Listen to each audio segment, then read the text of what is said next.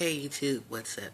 Joseph here, and it's deck profile time number 2 for the Familiar Charmer set.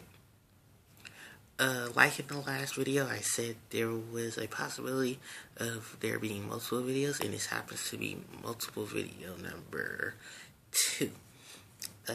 Number 3 will be the full deck. Once I have the assortment of cards for the deck, main deck wise. Outside of that, the extra deck still needs some work because I'm still missing a couple of key components for the extra deck.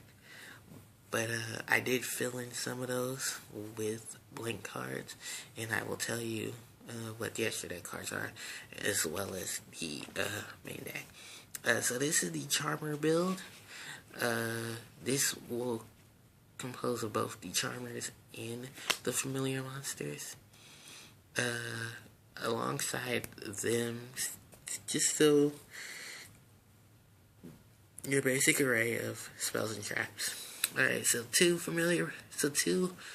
Aria the Water Charmer, and 2 Aria the Familiar Possessed Aria, 3 Gigabyte. Okay, moving the screen. 2 Hida the Flame Charmer, the Fire Charmer, I'm sorry. 2 Familiar Possessed Hida, and 3 Inari Fire. Some people are probably asking why the Inari Fire. Inari Fire being destroyed by a card effect and then coming back during your next standby phase. Similar to Foxfire, just an elevated form of it.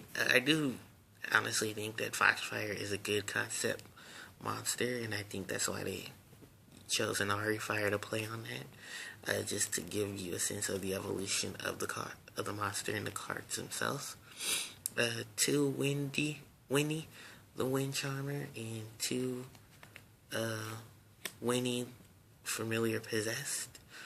I'm hoping to see the dragon, hoping to see what Petite Dragon's form will look like, as well as the Dark Charmer's Mega Bat, and the Light Charmer's Happy Lover.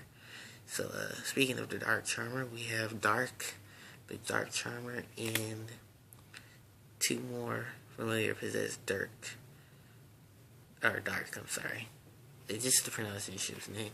The last Charmer in the main deck, the last card in the main deck, is the Amulet of Nefariousness. Easy special summon due to Gigabyte. When it's in the graveyard, you can pop it on your side of the field to special summon it.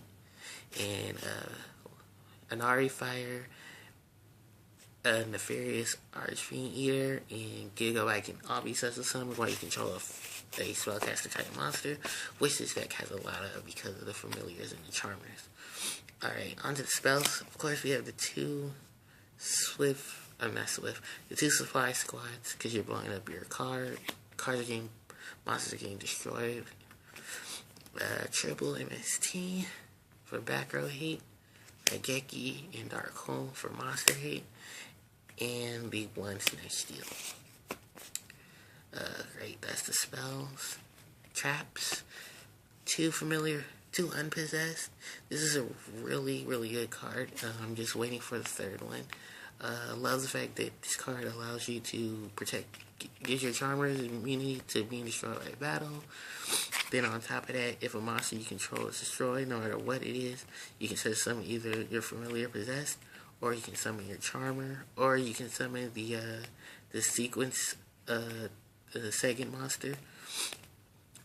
Burning Hida, Raging Aria, Storming Winnie, and Avalanching Asua. I know Light and Dark don't have theirs. I think was concept wise that they didn't get theirs. As I like to call them, Stage 2. But this card is really, really good for the Charmer archetype, and it helps the Familiars as well, giving it giving them the additional 800 when they attack. So there are 2650 attackers.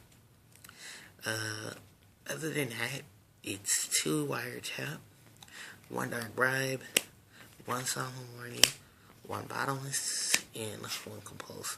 Boogamoon will be in here, but that's the final version of the deck.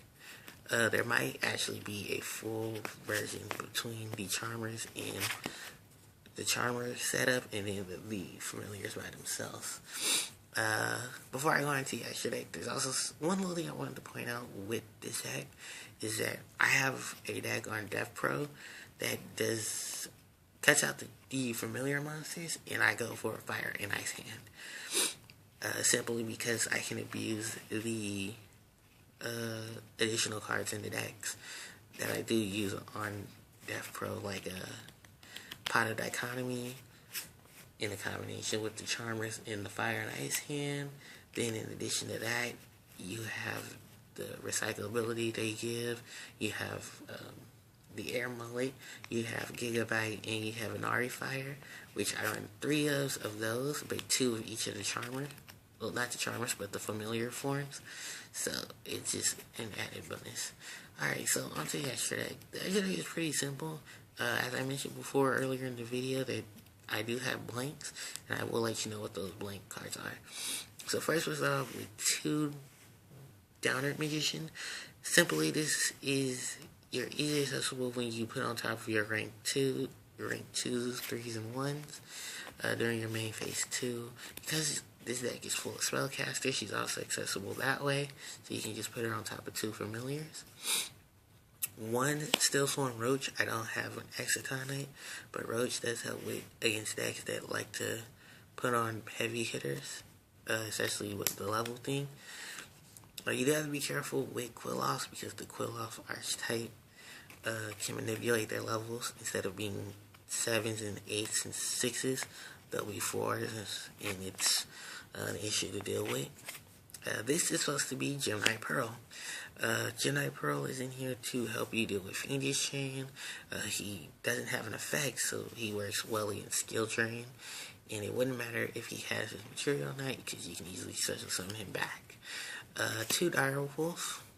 That's what this second blank card is. A Dire Wolf works well with the Archfiend Eater, because you can blow up the Archfiend because it's a beast, bring it back, or you can blow up the you can blow up an Archfire because it's not a beast or a beast warrior or a winged beast. But just having the accessibility to Dire Wolves in conjunction with the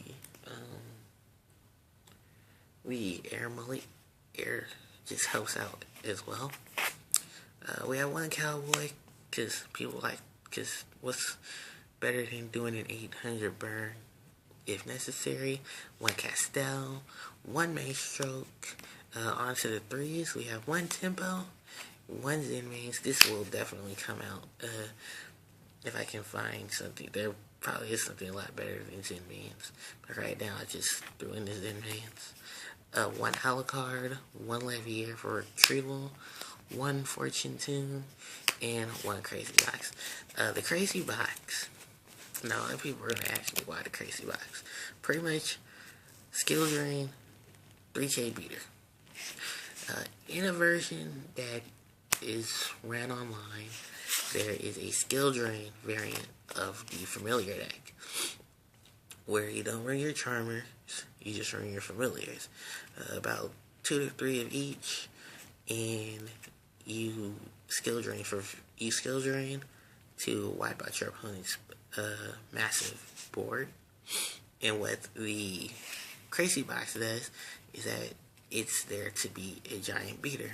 I've seen some versions run more than 1, but I think the 1 of is just okay, is actually better, just because at times you don't want to.